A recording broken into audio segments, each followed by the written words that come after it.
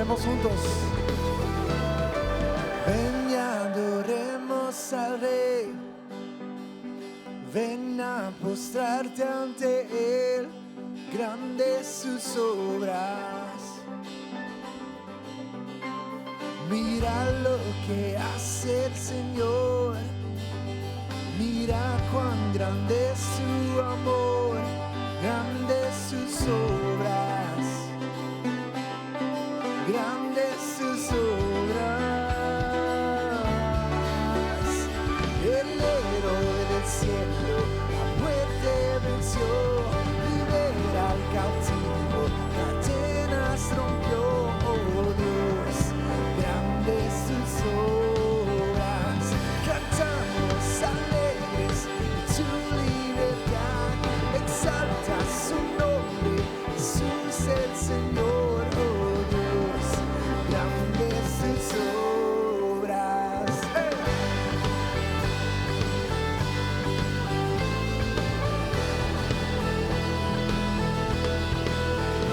En las pruebas tú has sido fiel, tú serás hoy por siempre fiel, grandes sus obras. Y yo sé que lo harás otra vez, tu promesa es el sí y el amén, grandes sus obras, oh grandes sus obras. El héroe del cielo la muerte venció, libera al cautivo, cadenas rompió, oh Dios, grandes sus obras. Cantamos alegres tu libertad, exalta su nombre, Jesús el Señor, oh Dios, oh grandes sus obras. Cantemos aleluya a Dios, aleluya a Dios, soberano, aleluya a Dios, poderoso, aleluya a Dios, grande en poder. Aleluya a Dios, soberano, aleluya a Dios, poderoso, aleluya a Dios, grande en poder, grande en poder. El héroe del cielo la muerte venció, libera al cautivo, cadenas rompió, oh Dios, grande tus obras. Cantamos alegres tu libertad, exalta su nombre, Jesús el Señor, oh Dios, grande tus obras, oh grande tus obras, oh grande tus obras.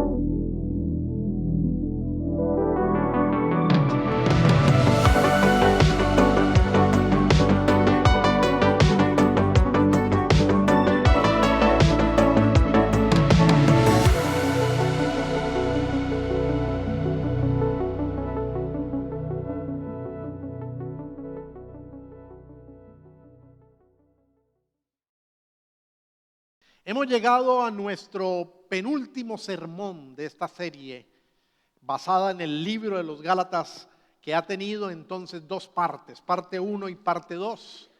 Y hoy estamos teniendo entonces nuestro quinto sermón de la parte número 2 del libro de los Gálatas. Déjeme introducir el sermón de hoy haciendo estas preguntas para que usted las tenga allí en su mente.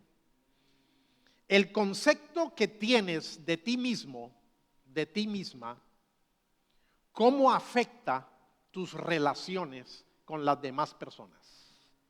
Lo que tú crees acerca de ti mismo o de ti misma, ¿cómo está afectando tu relación con los demás? ¿Cómo ves a los demás respecto de ti mismo? Y una tercera pregunta, ¿cómo el Evangelio podría traer una diferencia a tus relaciones? En el capítulo número 5 de la carta a los Gálatas, el apóstol Pablo nos alentó de manera directa a vivir una vida guiada por el Espíritu Santo, a crecer en el fruto del Espíritu Santo, a crucificar la carne, crucificar la naturaleza pecaminosa. Ahora, en el capítulo número 6, el apóstol Pablo quiere mostrarnos cómo una vida guiada por el Espíritu Santo establece unas relaciones transformadas o transforma las relaciones. El Evangelio hace que en lugar de nosotros estarnos comparando con aquellos que percibimos arriba o abajo, el Evangelio lo que hace es que nosotros en una actitud de gratitud, en una actitud de sacrificio, de adoración, tomemos lo que somos y lo que tenemos y se lo presentemos a Dios. En lugar de andar despistados comparándonos con aquellos que percibimos que están arriba o que están abajo de nosotros. Por eso el título para el día de hoy, para entrar al capítulo número 6, es El Evangelio en tus relaciones. Voy a leer hasta el versículo número 10 del capítulo 6, pero voy a comenzar la lectura con el último versículo del capítulo 5. Recuerden que cuando Pablo escribió esto no estaba dividido ni por versículos ni por capítulos. Esto era una carta que se escribía y se enviaba a los miembros de la iglesia. Así que acompáñeme en la lectura desde el capítulo 5, versículo 26, hasta el versículo 10 de Gálatas 6. Puede seguir conmigo la lectura en la pantalla, por favor. No dejemos que la vanidad nos lleve a provocarnos y a envidiarnos unos a otros. Hermanos, si alguien es sorprendido en pecado, ustedes que son espirituales deben restaurarlo con una actitud humilde. Pero cuídese cada uno, porque también puede ser tentado. Ayúdense unos a otros a llevar sus cargas y así cumplirán la ley de Cristo. Si alguien cree ser algo cuando en realidad no es nada, se engaña a sí mismo. Cada cual examine su propia conducta y si tiene algo de qué presumir, que no se compare con nadie, que cada uno cargue con su propia responsabilidad. El que recibe instrucción en la palabra de Dios, comparta todo lo bueno con quien le enseña. No se engañen, de Dios nadie se burla. Cada uno cosecha lo que siembra. El que siembra para agradar a su carne, de esa misma carne cosechará destrucción. El que siembra para agradar al Espíritu, del Espíritu cosechará vida eterna. No nos cansemos de hacer el bien, porque a su debido tiempo cosecharemos si no nos damos por vencidos. Por lo tanto, siempre que tengamos la oportunidad, hagamos bien a todos y en especial a los de la familia de la fe. He dividido estos versículos en 4 subtítulos. El primero de ellos es mi primer punto, el peligro de la vanidad en nuestras relaciones. Pablo nos está advirtiendo de ese peligro en el versículo 26 del capítulo 5. La palabra griega que se traduce por vanidad o que se podría traducir también por vanagloriosos. No sean vanagloriosos o no tengan vanidad en sus relaciones. La palabra griega es kenodoxos. Y lo que significa es querer mostrar una gloria, querer mostrar un honor, querer mostrar una superioridad vacía. Por eso vanaglorioso significa vano o vacío de gloria, vacío de honor. Y nos dice Pablo allí en el versículo 26 que la vanagloria o el ser vanidosos en nuestras relaciones lo que hace es que nos va a empujar a querer buscar nuestra valía personal comparándonos con los demás. Y si hacemos eso, entonces nos vamos a encontrar en la situación de que al compararnos con los demás vamos a percibir que algunos nosotros los consideramos más débiles que nosotros, inferiores a nosotros, y eso va a aumentar orgullo en nuestra vida.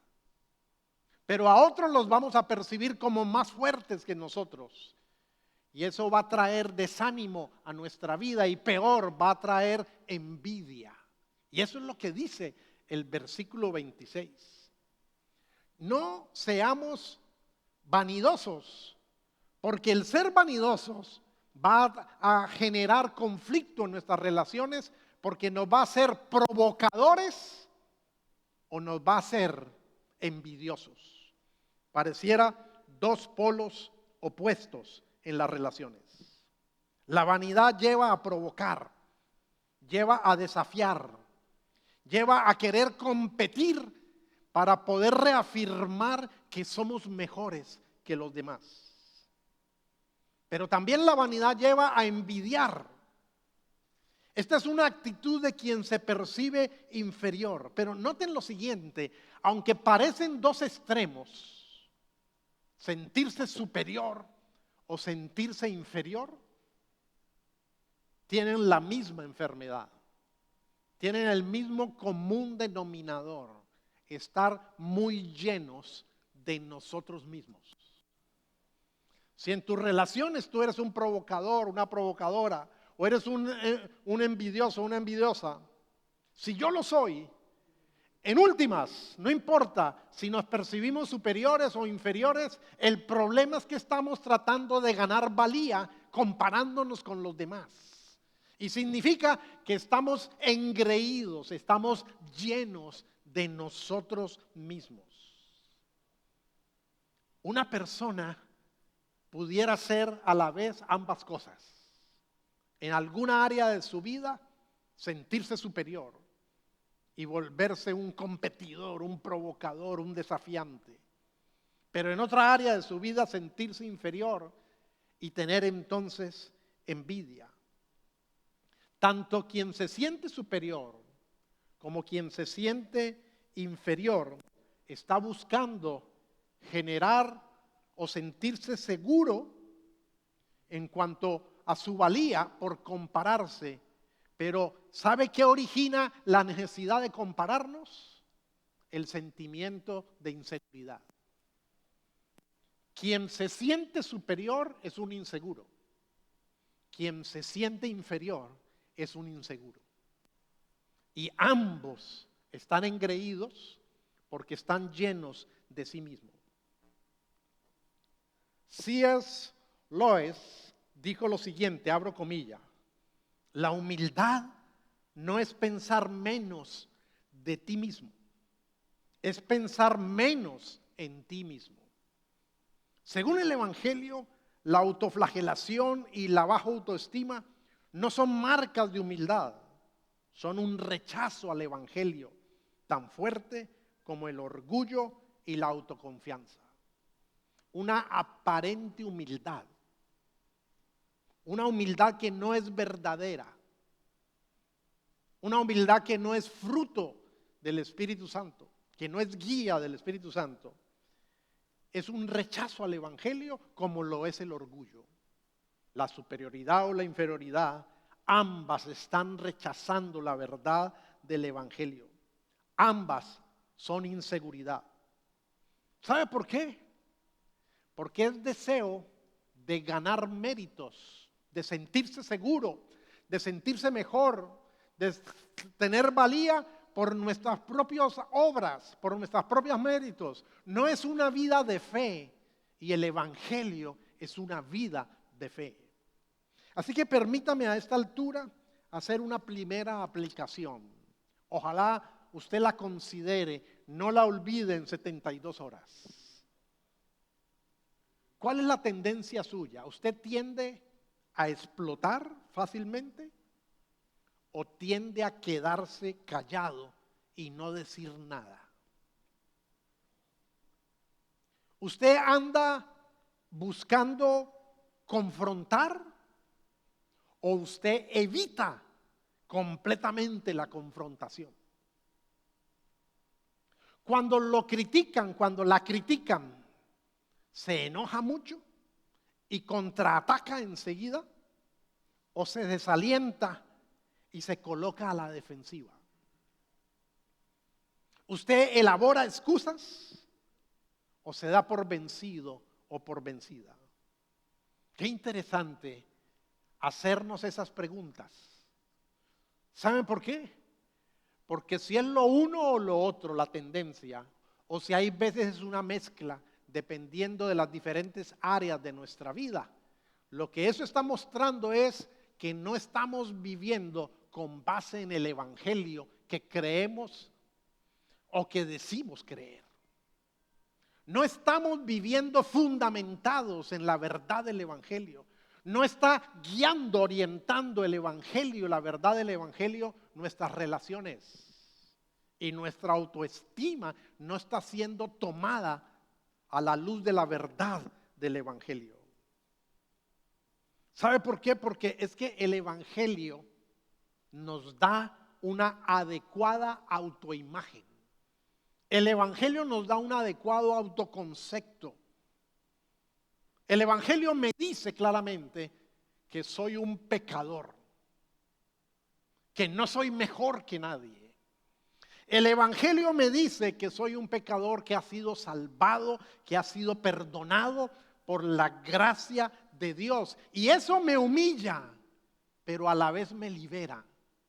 A la vez me hace agradecido. Porque también el Evangelio me comunica una enorme valía al decirme que a pesar de ser pecador, culpable, soy amado, soy aceptado y perdonado por Dios. Y Dios me da una honra no basada en mis méritos, sino en la unión con Cristo Jesús. Me da una valía ante los ojos más importantes de todo el universo, los de Dios. Escribió el pastor Timothy Keller lo siguiente, abro comillas: el Evangelio hace que ni estemos seguros de nosotros mismos, ni seamos menospreciadores de nosotros mismos, sino que seamos audaces y a la vez humildes. Qué combinación tan hermosa. Podemos ser valientes, podemos ser audaces, pero genuinamente humildes. Ambas cosas pueden coexistir y crecer al mismo tiempo. Cuando tu valía, cuando tu autoconcepto, tu autoimagen realmente está basada en el Evangelio y la proyectas en tus relaciones con los demás. En segundo lugar, Pablo en el primer versículo del capítulo 6 nos invita a reaccionar ante el pecado del hermano. Aquí no está hablando del pecado de Raimundo, de todo el mundo, de Tomás y de los demás, no. Aquí está hablando específicamente del pecado del hermano, del creyente. Y este es mi segundo punto, reacción ante el pecado del hermano. Volvamos a leer el versículo 1 del capítulo 6. Hermanos, si alguien es sorprendido en pecado, ustedes que son espirituales deben restaurarlo con una actitud humilde. Pero cuídese cada uno porque también puede ser tentado. Cuando mi valía no está en el Evangelio, ¿Sabe cómo yo me voy a acercar al creyente que está en pecado? ¿O me voy a acercar con un sentimiento de superioridad? ¿Voy a despreciarlo? De alguna manera, aunque no lo diga, voy a sentir un fresco porque él está en pecado y eso demuestra que yo soy mejor que él porque yo no estoy en ese pecado. Yo no estoy preso en ese pecado. Superioridad. Pero si mi acercamiento a él es con sentimiento de inferioridad, voy hasta envidiar su vida sin importar qué tan pecaminosa sea. O voy a quedarme callado y no lo voy a confrontar. No le voy a decir que él no está viviendo de acuerdo al Evangelio. ¿Sabe por qué? Porque simplemente estoy tratando de ganarme su aceptación. Estoy comprando amor. Estoy comprando amistad. En cambio, quien está viviendo realmente motivado e impulsado por los deseos del Espíritu Santo, quien está creciendo en el fruto del Espíritu Santo, va a aceptar como su responsabilidad ayudar al hermano que está en pecado, va a aceptar que es su responsabilidad restaurarlo, ayudar a restaurarlo, ayudar a volverlo a traer al camino. Va a aceptar que es su responsabilidad en el Señor amar a los demás y servir a los demás. No seremos entonces ni rápidos para señalar, ni rápidos para acusar, pero tampoco le huiremos al compromiso de confrontar con la verdad, porque esto es más grande que nosotros. Esto es la gloria de Dios y aquí lo que importa es la verdad de Dios gobernando la vida de todos nosotros, porque en últimas lo que importa es la gloria de Dios y cuánto cada uno de nosotros contribuye, es usado por el poder del Espíritu Santo para dar gloria a Dios. La idea en el original griego de la palabra que se traduce restaurar es curiosa porque es la misma palabra que se utiliza para hablar de dislocar. O sea, cuando un hueso ha sido dislocado, se ha salido de su lugar apropiado, produce mucho dolor y no permite un buen funcionamiento porque no está alineado. Entonces, la idea en el original griego de restaurar es volver a traer a un estado de salud que se tenía antes. Y siempre que un hueso ha sido dislocado, para volverlo a colocar en su lugar hay que producir dolor. Pero es un dolor que sana. Es un dolor que restaura. Y ese es el punto que Pablo nos está diciendo así, aquí. Si tú no eres vanaglorioso, tú no andarás con complejo de superioridad ni con complejo de inferioridad. Te darás cuenta que no se trata de ti.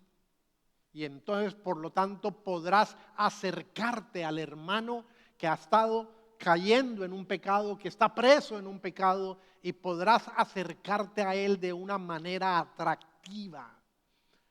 Podrás atraerlo para que lo dislocado en su vida sea restaurado y se ajuste. Metafóricamente significa eso, acercarnos de tal manera que somos conscientes que nosotros pudiéramos estar ahí donde ese hermano o esa hermana está. No somos inmunes. En el pecado, que aunque nos desagrade mucho, ahí perfectamente pudiéramos estar nosotros. Y por eso Pablo dice, tengan cuidado, porque ustedes pueden ser tentados. En tercer lugar, mi tercer punto es que este texto nos está diciendo que somos llamados a ayudar con la carga de los demás.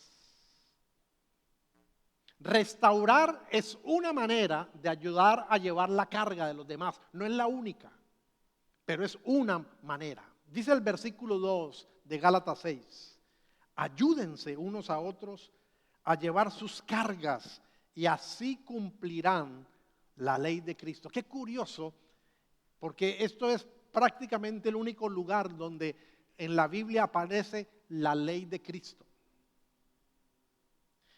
Con nuestro sentido de valía, de cuánto valemos, pero arraigado en Cristo, fundamentado en la verdad del Evangelio, usted se dará cuenta que en sus relaciones no se trata de usted.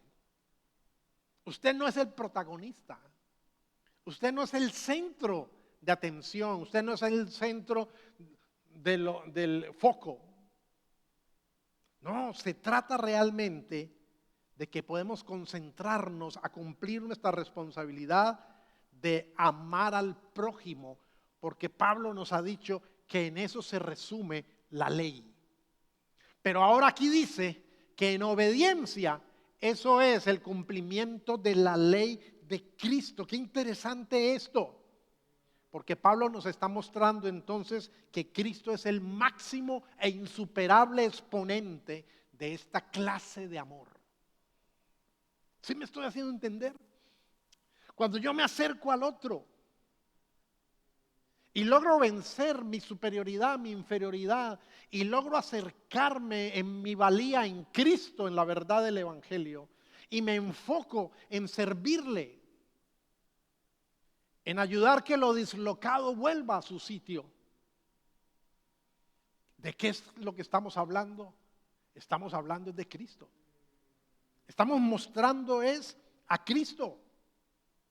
Recuerde que Cristo vino a salvarnos, que Cristo se acercó a nosotros. ¿Cómo nos encontró? Nos encontró en nuestro pecado. Y sin embargo, Él así tuvo empatía con nosotros.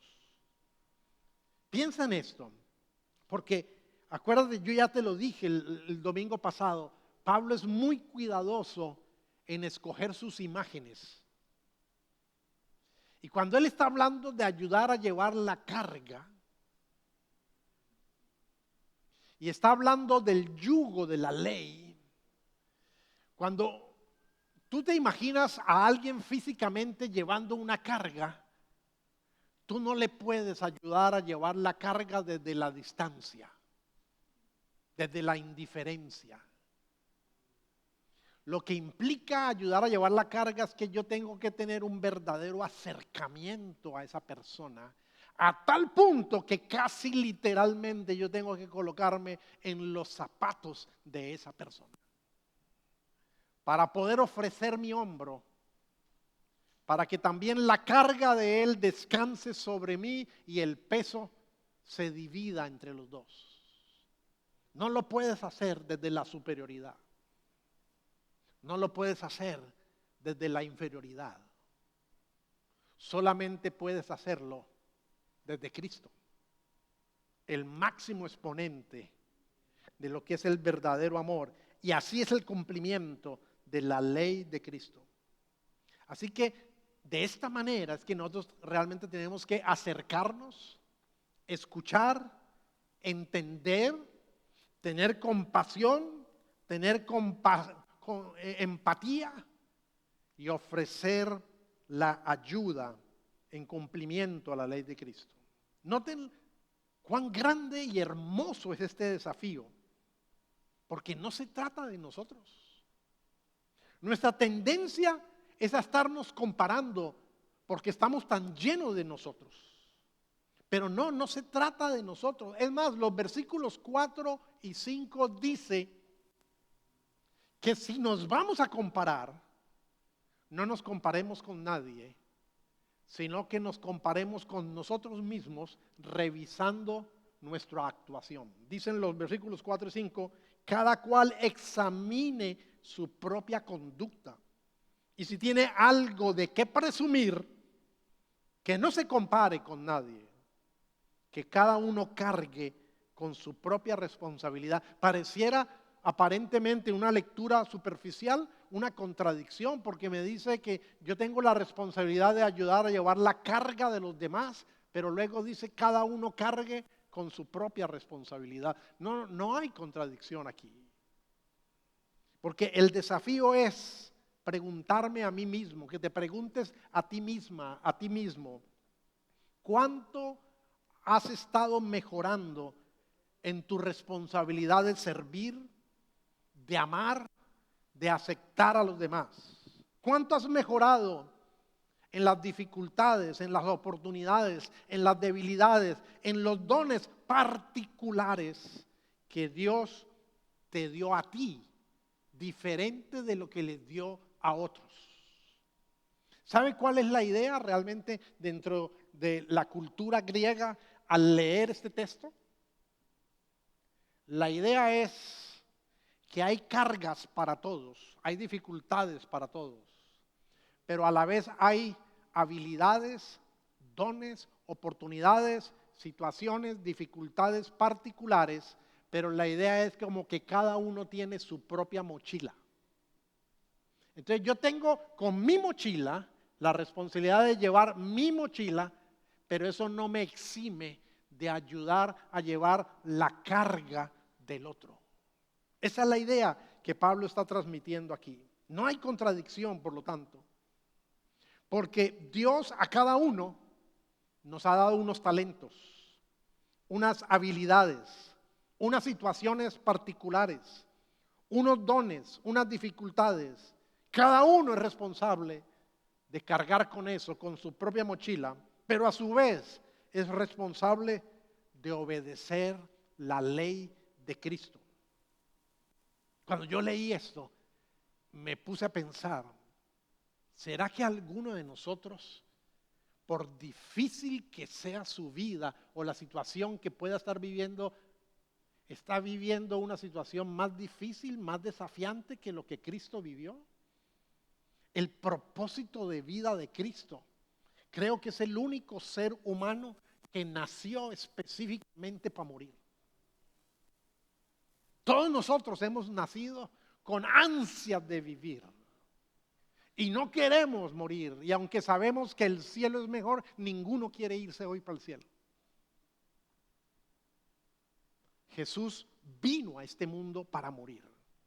Él tenía ese desafío y sin embargo, con semejante desafío, Él vivió para servir a los demás. Yo no he venido a ser servido, sino a servir.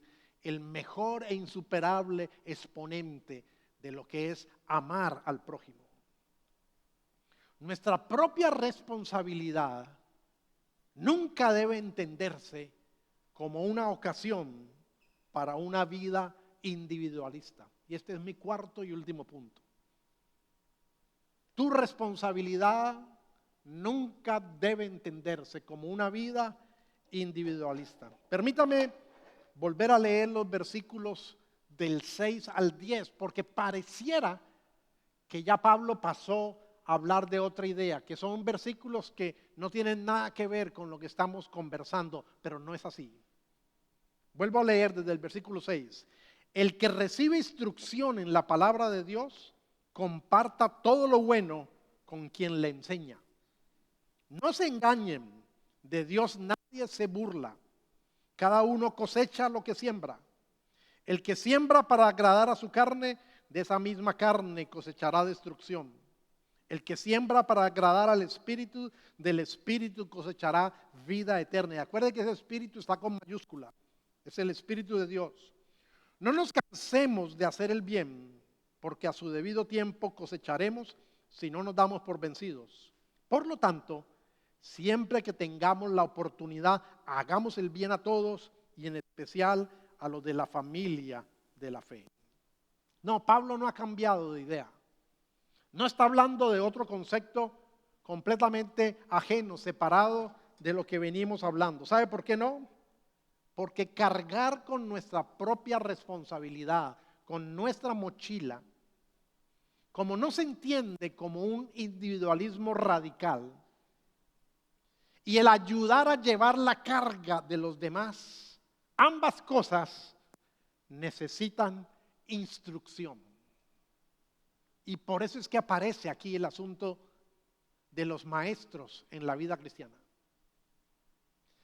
Para genuinamente cumplir la ley de Cristo, amar a los demás, llevar mi carga, llevar mi responsabilidad, ayudar con la carga de los demás, ayudar a restaurar a los demás, mostrar a Cristo, eso requiere instrucción de maestros que a su vez se han sometido a otros maestros. Déjeme decirle esto, la enseñanza cristiana no es un producto, no es un servicio que tú puedes comprar. No es un producto, no es un servicio que simplemente puedes consumir y recibir sus beneficios. No, no se da en ese ambiente. El crecer en el fruto del Espíritu. Eso tiene que ver en tu relación con Dios, pero en tu relación con una comunidad. Tiene que ver en sí con una comunión en un ambiente mutuo de compartir dones, de compartir desafíos, compartir situaciones particulares a las cuales Dios nos ha confiado a cada uno de nosotros. Es bien curioso esto. Amar al prójimo, llevar su carga, llevar mi responsabilidad, cumplir la ley de Cristo, compartir toda cosa buena con quien me instruye. ¿Sabe lo que está queriendo decir? Que el dar de nuestro tiempo, el dar de nuestros conocimientos, el dar de nuestras habilidades, el dar de nuestros recursos financieros, no se ve en la vida de la iglesia como pagarle a alguien, sino como compartir de lo bueno que Dios te ha dado. Qué interesante realmente esto. La iglesia, yo no estoy hablando de las paredes ni de las bancas, estoy hablando de nosotros, de las personas. La iglesia no es un restaurante donde vamos y saciamos nuestra hambre. No, la iglesia es una familia y es una familia de fe. Es la comunión donde tú creces viviendo no para ti, sino para amar y servir a los demás. Donde tú creces y vives para vivir para Dios. Donde tú creces y vives para conformarte a la verdad del Evangelio. ¿Qué implica esto? Implica cuánto estás creciendo en tu comunión con los demás miembros de la iglesia. No es cuánto vienes, porque usted sabe que a la iglesia se puede entrar y salir. ¿Cuánto de tu vida compartes? ¿Cuánto de tus habilidades das? ¿Cuánto de tu conocimiento? ¿Cuánto de tu participación? Si partimos del asunto de que nunca tengo tiempo, ya eso te está dando la respuesta de lo que está pasando en tus relaciones, si están siendo fundamentadas en el Evangelio y si estás cumpliendo la ley de Cristo. Pablo por eso nos hace una dura advertencia. Ya estas son palabras finales de la carta a los Gálatas. Nos falta una advertencia y una invitación más y termina Gálatas. Y en la advertencia Pablo utiliza un principio absoluto del mundo de la agricultura para mostrarnos que ese principio también es aplicable y se vuelve uno absoluto en el mundo de la moralidad y en el mundo de la espiritualidad, en el mundo moral y espiritual. Versículo 7, no se engañen, de Dios nadie se burla, cada uno cosecha lo que siembra. No está hablando nada aquí de salvación eterna. Pablo no está contradiciendo todo lo que ha enseñado en la carta de que la justificación es solo por gracia mediante la fe. No, Pablo está diciendo, aquí en tus relaciones, lo que tú siembras, eso cosechas. Lo que tú das, eso recibes. En la manera como amas, eso recibes. Porque esa es la ley de Cristo, quien teniendo el desafío más grande, más enorme, siempre se dedicó a servir a los demás. Este es un principio tan cierto en el mundo de la agricultura como en el mundo espiritual y en el mundo moral, porque así como en el mundo físico, lo que tú comes físicamente tiene consecuencias. Si tú comes comida que tu cuerpo no puede digerir fácilmente, ¿qué vas a cosechar? Vas a cosechar dificultad en tus tejidos, en tus órganos, en tus arterias, dificultad en tu salud. De la misma manera, si tú siembras para tu naturaleza pecaminosa, otras palabras, forma práctica de lo que hemos hablado hoy, si tus relaciones han sido basadas en el sentimiento de superioridad o de inferioridad, si tú siembras en tu naturaleza pecaminosa, entonces de ella vas a cosechar, dice Pablo, destrucción. Pero lo bueno es que si siembras para agradar al Espíritu de Dios, entonces vas a cosechar todo lo relacionado con la vida eterna. No te vas a ganar la salvación, pero aquí vas a experimentar, de este lado de la eternidad, lo que es caminar en el Espíritu, ser instrumento para restaurar, ser instrumento para dar a conocer a Cristo, ser instrumento para amar a los demás. La pregunta final sería, ¿cómo podemos mantenernos sembrando para agradar al Espíritu de Dios? Y qué bueno que este texto nos da la respuesta. Pablo dice, no te canses de hacer el bien. Y nos dice, no te des por vencido. No tires la toalla. Mire, nuestro amor debe aprender a esperar con paciencia y con expectativa en el tiempo intermedio que hay entre sembrar y cosechar. En el mundo de la agricultura se dice que para los agricultores inexpertos, los agricultores primíparos, lo peor es la ansiedad que los consume y el temor que los consume entre la siembra y la cosecha. De igual manera, en el mundo espiritual, nosotros debemos aprender a esperar con paciencia, con expectativa, este tiempo intermedio y no cansarnos y no darnos por vencidos. Nosotros no amamos a la gente simplemente para convertirla, porque lo cierto es que nosotros no podemos convertir a nadie. Eso es una obra soberana de Dios. Podemos ser instrumentos usados en la conversión de alguien.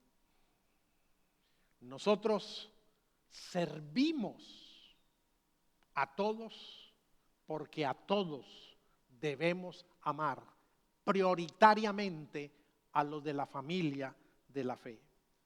Así que nuestro amor no se manifiesta solamente comunicando el mensaje del Evangelio.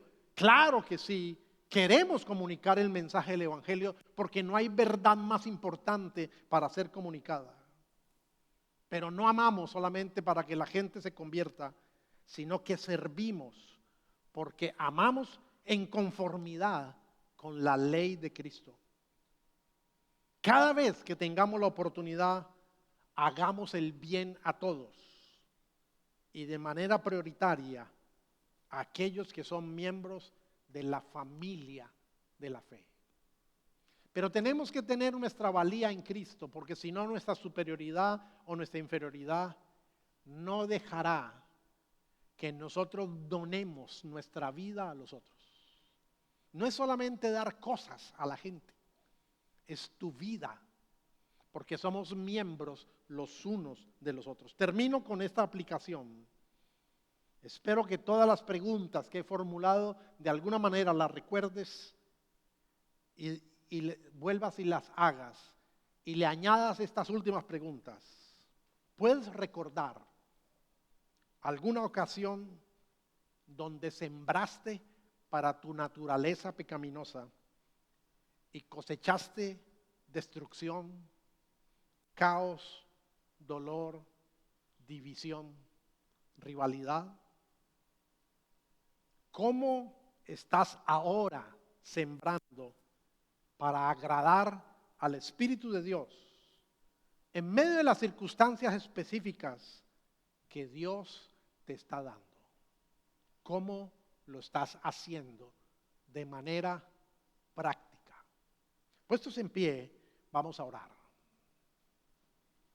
Padre, bendita es tu palabra.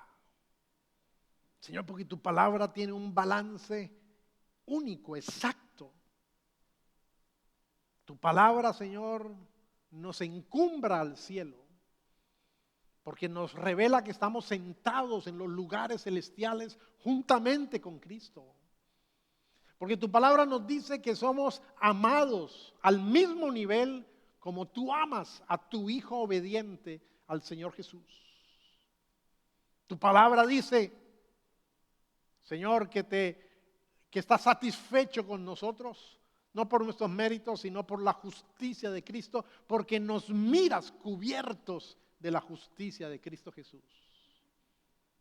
¿Cómo no agradecerte? ¿Cómo no bendecirte? Pero Señor, tu palabra también nos dice que tenemos la tendencia a sentirnos superiores a los demás, que tenemos la tendencia a sentirnos inferiores, que tenemos la tendencia a andar provocando, andar compitiendo, andar desafiando para reafirmar nuestra valía, o que tenemos la tendencia a andar envidiando.